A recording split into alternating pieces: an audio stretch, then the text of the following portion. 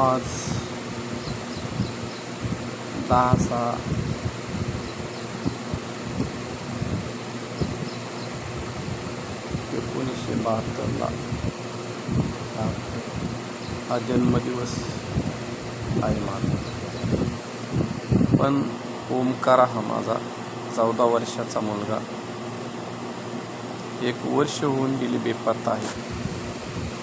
त्यामुळे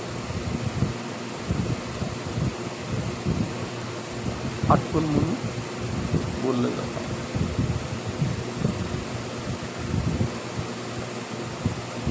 संघर्षमय जीवन, कर्तृत्वाने सगळ्या गोष्टी कराव्या लागतात. अपेक्षा कोणाकडूनही राहिलेल्या नाहीत. ओम माझा वर्षभर आहे.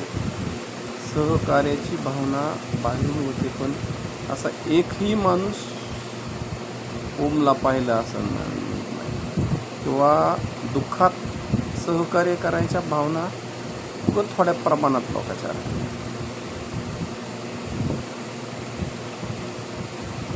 शिक्षणापासून संघर्ष करावा लागतोय. ज्या जातीत जन्मलो त्या आपलं जन्म घेणं हे आपल्या मनावर नसतं, किंवा पण वावरणं आणि संघर्ष करणं हे आपल्या मनावर असतं.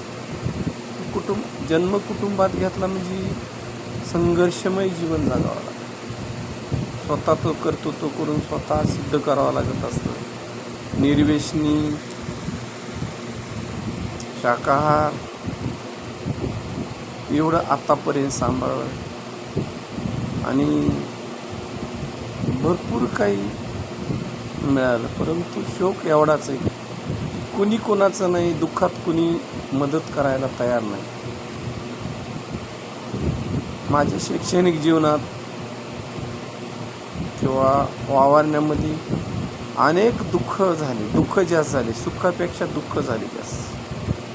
आणि संघर्षमय जीवन काटीत असताना ज्या जातीत जन्मलो त्या जातीसाठी वाटेल ते केलं.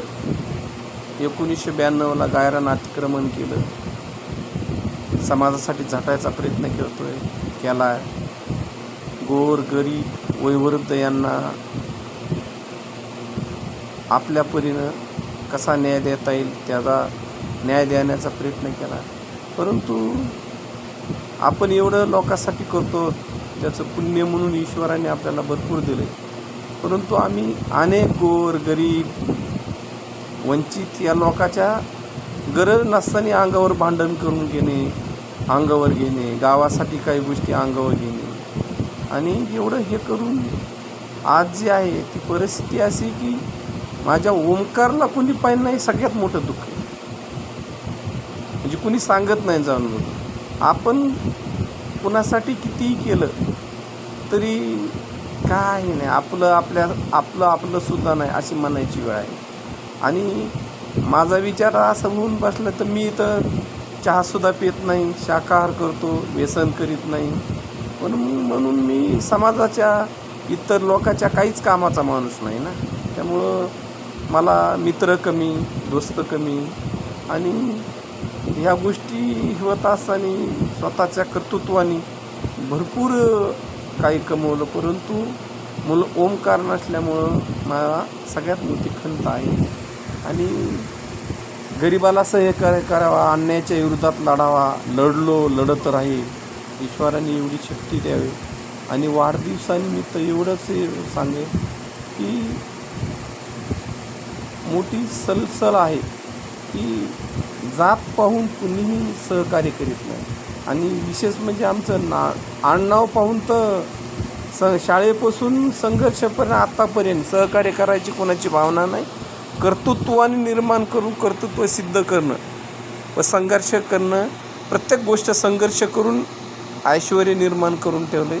परंतु संघर्ष केल्याशिवाय काही मिळत नाही आणि मिळणार नाही. परंतु जातीत हे झाल्यामुळं आणि एवढी विनंती की सामाजिक जीवनात या जातीत जन्माल्यामुळे जातीतले तर मानितच नाहीत, बाहेरच्या जातीचे सोयरे दाहेरे मानित नाहीत, आणि इतर जाती तर नुसतं उपयोगाचं असलं तर उपयोग करून घेते. मग खंत एवढीच आहे किंवा ज्या कुटुंबात जन्म घेतला पण कमीत कमी महार जातीत जन्माला येऊ नये अशी खेद वाटतो कुठंतरी. आणि कर्तृत्व नेतृत्व सर्व गोष्टी चांगल्या असताना जातीमुळं जर हे करीत असलात तर काय नाही ना, तर दुसऱ्याच्या सुखादुःखात गरिबाच्या गोरगरिबाच्या विरोधात बाजूनी अन्यायाच्या विरोधात चांगल्या संघ संघर्ष करून चांगलं ऐश्वर निर्माण करून, परंतु एक खंत आहे, ओमकार नाही याचं दुःख आहे. ओमकार लवकर यावा, त्याला सुबुद्धी देऊ एवढीच ईश्वराजवळ विनंती आहे.